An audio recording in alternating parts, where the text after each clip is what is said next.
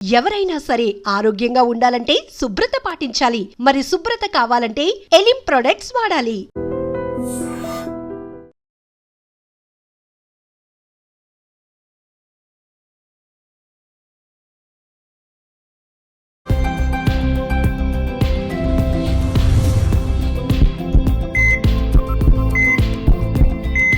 ఈ మధ్య కాలంలో చాలామంది చాలా చిన్న వయసులో హార్ట్ అటాక్స్, సడన్ షాక్స్, గుండె జబ్బులతో చనిపోతున్నారు. మరీ చిన్న వయసు వారు, మధ్య వయసు వారు కూడా చనిపోతున్నారు. అలా చనిపోవడానికి కారణాలు ఏంటి? మరి ఎందువల్ల అంత సడన్గా హార్ట్ స్ట్రోక్స్ వస్తున్నాయి? సడన్గా హార్ట్ షాక్ ఎందుకు వస్తుంది? గుండె జబ్బులు ఎందువల్ల వస్తున్నాయి? కారణాలు ఏంటి?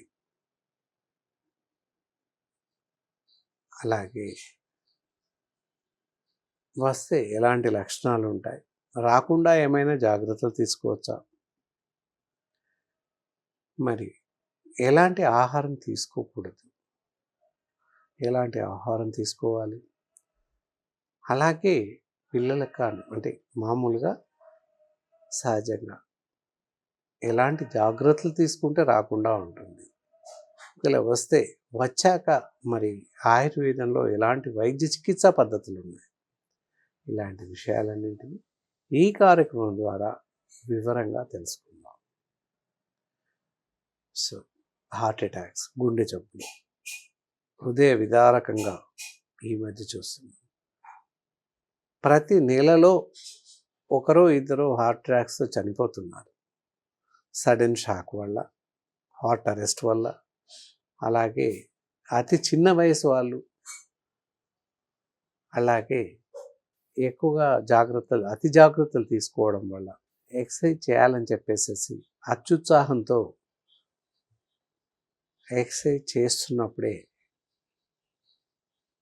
కూలిపోవడం, అలాగే చనిపోవడం సంభవిస్తుంది. ఇవన్నీ ఎందుకు జరుగుతున్నాయి? ఈ సమస్యలకు పరిష్కారం ఏంటి? ఏం చేస్తే మరి ఇలాంటి గుండె జబ్బులు, హార్ట్ షాక్స్, గుండెపోటు ఇవి రాకుండా మనం కాపాడుకోవచ్చు? ముందుగా చిన్న పిల్లల్లో వస్తున్నాయి. ఎందుకు వస్తున్నాయి? 15 ఏళ్ళు, 12 ఏళ్ళు, 14 ఏళ్ళు ఈ వయసు పిల్లలకి హార్ట్ అటాక్స్ రావడం అనేది శోచనీయం, ఎంతైనా విచారించదగ్గటువంటి విషయం. ఇంతకు పూర్వంలో ఎప్పుడో 60-70 ఏళ్లలో ఎక్కడో ఒకరికి వచ్చేటి, ఇప్పుడు అలా లేదు, అందరికీ వస్తున్నాయి. కారణాలు ఏంటి అని చూసినట్లయితే మనం జీవిస్తున్నటువంటి జీవన శైలి, తీసుకుంటున్నటువంటి ఆహార పద్ధతులు, అలవాట్లు అసంబద్ధంగా ఉన్నాయి, సమంగా లేదు, ఆహార నియమాలు సరిగ్గా లేవు, అలాగే మనం జీవిస్తున్నటువంటి జీవన శైలి కూడా క్రమ పద్ధతిలో లేదు. ఇవన్నీ కూడా మరి హృదయానికి సంబంధించినటువంటి జబ్బులు రావడం సంభవిస్తున్నాయి. గుండెకు సంబంధించినటువంటి జబ్బులు వస్తున్నాయి. మనం తీసుకునే ఆహారంలో చూసినట్టయితే రకరకాల ఆహారం తీసుకుంటున్నాం. పూర్వకాలంలో ఎప్పుడో అప్పుడు ఏ పండగకో, ఏ నెలకో, 6 నెలలకో, 10 నెలలకో ఒకసారి స్వీట్స్, షుగర్స్ తీసుకునేవాళ్ళం. ఇప్పుడు అలా కాకుండా రోజు ఉదయం, మధ్యాహ్నం, సాయంత్రం అవసరమైన 3-4 టైమ్స్ టీలు తాగుతున్నాం, చాయలు తాగుతున్నాం, కాఫీ. అంతేకాకుండా మళ్ళీ దానికి తోడు మామూలుగా చెప్తే చనిపోతే కేక్స్, స్వీట్స్ తినడం, పుడితే స్వీట్స్ తినడం. అంతేకాకుండా నెలలో 4 రోజులు ఇవాళ లవర్స్ డే అని స్వీట్స్, అలాగే ఫాదర్స్ డే అని స్వీట్స్, మదర్స్ డే అని స్వీట్స్, ఫ్రెండ్షిప్ డే అని స్వీట్స్, ఇలా రకరకాలుగా కేక్స్ కట్ చేయడం, కేక్స్ తినడం, స్వీట్స్ తినడం పరిపాటిగా మారింది. ఇదంతా కూడా శారీరక బరువు పెరగడం, శరీరంలో ఎక్కువ కేలరీస్ ఆఫ్ గ్లూకోజ్ పెరగడం. గ్లూకోజ్ మంచిదే, శక్తి ఇస్తుంది, కానీ స్థాయికి మించినటువంటి గ్లూకోజెస్ శరీరంలో పేరుకుపోతున్నాయి. సో దానివల్ల గుండె సరిగా రక్త ప్రసరణ పంపింగ్ చేయలేకపోతుంది, గుండె పైన ఎక్కువగా భారం పడుతుంది. ఇవన్నీ కూడా చాలా రకాల కారణాలు అవుతున్నాయి. అలాగే రక్తనాళాల్లో కూడా కొవ్వు, అన్వాంటెడ్ కొవ్వు పేరుకుపోతూ ఉంటుంది. ఇవన్నీ కూడా డిఫరెంట్గా ఉంటున్నాయి. అత్యధికంగా స్వీట్స్ తినడం, అత్యధికంగా షుగర్స్ వాడడం వల్ల అతి చిన్న వయసులో ఈ స్థూలకాయం పెరిగిపోవడం, డయాబెటీస్, టైప్ 2 డయాబెటీస్, చిన్నపిల్లల్లో డయాబెటీస్ రావడానికి చాలా రకాల కారణాలు ఉన్నాయి. ఎందుకంటే ఐస్ క్రీమ్స్ తినడం, కేక్స్ తినడం, పిజ్జా తినడం, ప్రతి నిమిషం నెలలో ప్రతి పిల్లోడు 1 నుంచి 2, 3 సార్లు స్వీట్స్ తినడం, కేక్స్ తినడం తప్పనిసరిగా జరుగుతుంది. పిల్లలే కాదు, పెద్దవాళ్ళు కూడా ప్రతి నిమిషం ఏదో ఒకేషన్ ఏది ఉన్నా లేకున్నా స్వీట్స్ తినడం, కేక్స్ తినడం, ఇవన్నీ సర్వసాధారణంగా అయిపోయింది. అవన్నీ కూడా సాధారణం కాకూడదు, ఎప్పుడో కానీ తినకూడదు స్వీట్స్. పిల్లలు చాక్లెట్స్ కూడా ఇద్దమిద్దంగా చాక్లెట్స్ ఇవ్వడం జరుగుతుంది. నెలలో 1 కానీ 2 కానీ మించి చాక్లెట్స్ ఇవ్వకూడదు. అది కూడా ఐస్ క్రీమ్స్ చూసినట్లయితే కూడా నెలకు 1 స్కూప్ ఇవ్వడం కరెక్ట్. అంతకు మించి ఐస్ క్రీమ్స్ ఇవ్వకూడదు పిల్లలకి. అలాంటిది ఫ్యామిలీ ప్యాక్ తేవడం, కప్పులు తినిపించడం జరుగుతూ ఉంటుంది.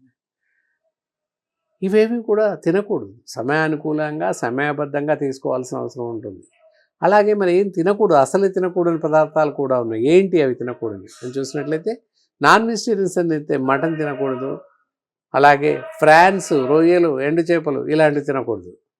మరి పన్నీర్ తినకూడదు. మరి నాన్ వెజిటేరియన్స్ ఏం తినాలి అని చూసినట్లయితే చికెన్, ఎగ్, ఫిష్ తినవచ్చు నిరభ్యంతరంగా. అలాగే కూరగాయలు, అన్ని రకాల కూరగాయలు తినండి, ఎలాంటి ప్రమాదం లేదు. అలాగే డీప్ ఫ్రైస్, ఆయిల్లో వేయించినటువంటి పదార్థాలు తినమాకండి. అలాగే pizzas, burgers, cakes, bakery items అన్నీ పూర్తిగా మానేసేయండి. బయట నుంచి తీసుకున్నటువంటి parcel food, packaged food should not eat. Pack చేయబడ్డటువంటి ఆహారాన్ని తినకూడదు. ఈ రోజుల్లో ఏమైంది, బ్యాచులర్స్గా ఉంటున్నారు, చదువు కోసమో దేనికోసమో ప్యాక్ చేసుకోవడం, రైస్ ఇంట్లో పెట్టుకోవడం, లేదా హోటల్ నుంచే రైస్, కర్రీస్ అన్నీ ప్యాక్ చేసుకొని వచ్చి కూర్చొని తినడం జరుగుతుంది. సో అప్పుడు ఏమవుతుంది, ప్యాథలిన్ కవర్స్లో వాళ్ళు ఫుడ్ ప్యాక్ చేసి ఇస్తారు కనుక మన ఆహారంలో ఉన్నటువంటి రకరకాల మసాలాలు, డిఫరెంట్ ఎసెన్స్తో ఒక రకమైన రసాయనిక చర్య చెంది రకరకాల జబ్బులు, కొత్త జబ్బులు వస్తున్నాయి. గుండె జబ్బులు వస్తున్నాయి. అదే ఇప్పుడు మనం చూసుకుంటున్నాక గుండె జబ్బులు వస్తున్నాయి, అంతే సరిపోయింది. క్యాన్సర్ వస్తుంది, ఇంటెస్టైనల్ డిజార్డర్స్ వస్తున్నాయి, ఇంటెస్టైనల్ క్యాన్సర్స్ వస్తున్నాయి. కాబట్టి ప్యాకేజ్డ్ ఆహారం అసలే తినకూడదు. ఈ రోజుల్లో ఏం చేస్తున్నాం, ప్రొద్దున లేవగానే బ్రేక్ఫాస్ట్ నుంచి మొదలుకొని డిన్నర్ వరకు కూడా ఆన్లైన్లో ప్యాక్ చేసి ఆర్డర్ చేసి తెప్పించుకుంటున్నాం. ఆన్లైన్ అనేది ఒక రకమైనటువంటి వ్యాధిలాగా తయారైంది. కాబట్టి ఇవన్నీ మానేసి ఇంట్లో వండుకొని తినండి చక్కగా. బయట నుంచి ఆహారం తీసుకొచ్చుకోవాలి, తప్పనిసరి పరిస్థితి ఏర్పడలేదు, వండుకునే పరిస్థితి లేదు, లేదా బ్యాచిలర్సే అనుకున్నప్పుడు ఇంట్లో నుండి ఒక టిఫిన్ బాక్స్ లాంటివి తీసుకెళ్ళండి. ఒక దానిలో కర్రీ, ఒక దానిలో రైస్ పెట్టుకొని వచ్చి ఇంట్లో తినండి. అప్పుడు ఏమీ అవ్వదు, చాలా సురక్షితంగా, చాలా సేఫ్గా ఉంటాము. క్యారియర్ లాంటివి తీసుకెళ్ళండి, బాక్సులలో కర్రీస్ వేసుకోండి, ఒక బాక్స్లో రైస్ పెట్టుకోండి, ఇంటికి వచ్చి తినేసేయండి. సో అది మీరు సేఫ్గా, ఆరోగ్యంగా ఉండడానికి అవకాశం ఉంది. బయట వండింది మంచిది కాదు అని చెప్పట్లేదు, అది మనం ట్రాన్స్పోర్టేషన్లో ప్యాక్ చేయబడేటప్పుడు ఆహారం కలుషితమైపోతుంది కనుక అలాంటివి తినకూడదు. అలాగే టీ, కాఫీస్ బయట తాగినప్పుడు పేపర్ కప్స్ కానీ డిస్పోజబుల్ కప్స్లో తాగకూడదు. Glass containers or by cups వాటిలలో తాగండి. వీటిలలో కూడా ఎనామిల్ పెయింట్ ఉంటుంది కప్లో. డిస్పోజబుల్ టీ కప్స్, పేపర్ కప్స్లో లోపల పెయింట్ ఉంటుంది, ఒక రకమైన ప్రిజర్వేటివ్స్ అంటించి ఉంటాయి. సో దానివల్ల కూడా చాలా రకాల జబ్బులు వస్తున్నాయి, క్యాన్సర్స్, గుండె జబ్బులు ఇద్దమిద్దంగా వచ్చేస్తున్నాయి. సో ఇవన్నీ మానేసి మనం జాగ్రత్తగా సరైనటువంటి పద్ధతిలో మన ఆహార నియమాలు, మన పద్ధతులు పాటిస్తూ ఉన్నట్లయితే మన ఆరోగ్యం మన దగ్గర ఉంటుంది. హార్ట్ అటాక్స్ రాకుండా కాపాడుకోవచ్చు. ఓకే, ఆర్టిఫిషియల్ ఫ్యాట్స్, ఇది వనస్పతి, డాల్డా, చీజ్ ఇలాంటి పూర్తిగా మానేసేయండి. ఎందుకంటే వాటి వల్ల అనియంత్రితంగా రక్తనాళాల్లో, గుండెలలో చెడు కొలెస్ట్రాల్ పేరుకుపోతుంది. దాన్ని ఈ మధ్యకాలంలో ట్రైగ్లిసరైడ్స్, ఎల్డిఎల్ అని చెప్పేసి అంటూ ఉంటాం. మరి అవి ఎందువల్ల వస్తున్నాయి, మనం తీసుకునేటటువంటి అన్వాంటెడ్ ఫుడ్, ఇందాక చెప్పిన bakery items and cheese, vanaspati, Dalda ఇలాంటివి అవి మానేసేయండి. ఓకే, మరి ఏం వాడాలి, మంచి శుద్ధమైన గ్రౌండ్నట్ ఆయిల్ వాడండి, నువ్వుల నూనె వాడండి, నెయ్యి వాడండి, ఏమవ్వదు. ఇలా చూసుకొని జాగ్రత్తగా ఉండండి. అలా చేస్తే గుండె జబ్బులు మీ దరిదాపుల్లోకి రావు. పిల్లలకి కూల్ డ్రింక్స్ ఇవ్వకండి. పెద్దవాళ్ళైనా పిల్లవాళ్ళైనా కూల్ డ్రింక్స్ తాగకూడదు. ఎలాంటి కూల్ డ్రింక్స్ ఎవరూ తాగకూడదు. టోటల్గా మనకు లభిస్తున్నటువంటి ఏ కూల్ డ్రింక్ తాగినా కూడా ప్రమాదమే. వాటి వల్ల కూడా గుండె జబ్బులు వస్తున్నాయి. మరీ ముఖ్యంగా చూస్తే కిడ్నీ వ్యాధులు విపరీతంగా ప్రబలిపోతున్నాయి. కనుక కూల్ డ్రింక్స్ తాగకూడదు, పన్నీర్ తినకూడదు, ఇవి మానేసేయండి. హాయిగా నిమ్మరసం తాగండి, పళ్ళ రసాలు ఆరెంజ్ జ్యూస్ తాగండి, బత్తాయి రసం తాగండి, దానిమ్మ రసం తాగండి, డైరెక్ట్ పళ్ళతో ఇంట్లో చేసుకుని తాగండి. మ్యాంగో ఉంటుంది, మ్యాంగో జ్యూస్ తాగండి. ఫ్రూటీ అని, మజా అని, పల్పే ఏది తాగకూడదు. బయట రెడీమేడ్ కూల్ డ్రింక్స్ ఏవి తాగకండి. వాటన్నింటి వల్ల చాలా రకాల జబ్బులు వస్తున్నాయి. అందులో గుండె జబ్బు కూడా లిమిట్స్ ఉన్నాయి. గుండె జబ్బు కూడా రావడానికి అవకాశం ఉంది. ఆ విధంగా మీరు అన్నీ పాటిస్తూ జాగ్రత్తగా ఉండాలి.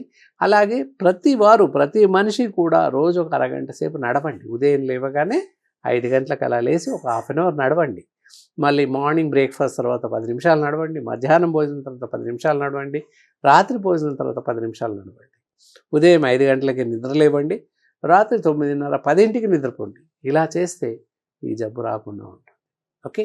అప్పటికి ఒకవేళ హార్ట్ అటాక్స్ వచ్చినట్టయితే లక్షణాలు ఎలా ఉంటాయి అంటే ఛాతీలో పట్టేసినట్టు అవ్వడం, మంటలాగా ఉండడం, ఈ చేతితో అంతే ఇలా లాగేసినట్టు అవ్వడం, సరిగా శ్వాస అందకపోవడం, పైనుంచి పై ఆయాసంలాగా రావడం, నడకలో ఇబ్బంది కలగడం సంభవిస్తుంది. అలాంటప్పుడు తప్పకుండా ఎక్స్పర్ట్స్ని కలవాల్సిన అవసరం ఉంటుంది. మనంగా ఎలాంటి ఎలాంటి నిర్ణయం తీసుకునే అవకాశం లేదు. ఇక్కడ ఛాతీ ఈ ప్రాంతంలో బాగా నొప్పిగా మంటగా ఉంటుంది, చెయ్యి అంతా లాగినట్టుగా ఉంటుంది, ఎడం చెయ్యి కాలు అంతా కూడా. అలాంటి లక్షణాలు కనిపించినట్లయితే వెంటనే మమ్మల్ని సంప్రదించండి. మేము ఏంటంటే కరెక్ట్ డిసిషన్ తీసుకుని అవసరాన్ని బట్టి ఏం చేయాలి, ముఖ్యంగా ఈసీజీ తీస్తాము, 2D ఈకో తీస్తాము, యాంజియోగ్రామ్ తీస్తాం, తీసి ఎలా ఉంది ఏంటి అని చూస్తాం. హార్ట్ చేపర్స్ క్లియర్గా ఉన్నాయా, హార్ట్కి 4 రకాల వాల్వ్స్ ఉంటాయి రక్త సరఫరాకి, వాల్వ్స్ అన్నీ కరెక్ట్గా ఉన్నాయా లేవా అని చూస్తాం.